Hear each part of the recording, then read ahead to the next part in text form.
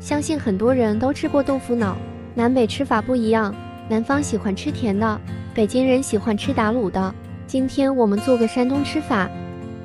先准备150克黄豆，我们倒上水把它清洗一遍，上面有灰尘可以搓一下。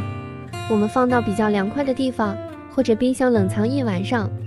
第二天我们的豆子就泡好了，我们放入破壁机，加1500毫升水，用果蔬酱磨2遍。找一个细一点的纱布，把豆浆倒进去，我是直接从网上买的。然后我们使出浑身的劲，把豆浆挤干净，挤得越干越好。我们把豆浆倒入锅内，开大火先把它烧开，撇去表面的浮沫。开锅后小火再煮5分钟，去豆腥味。记得一定要看好锅，不停地搅拌，否则会糊锅的，而且看不好的话还会铺满地。然后我们倒2颗豆脑王，这个都可以在网上买的。倒一点点水给它融化开，我们用筷子挑去表面的麸皮，从高处倒入碗内，让内酯充分发挥它的作用。我们盖上保鲜膜，静置20分钟，不要动。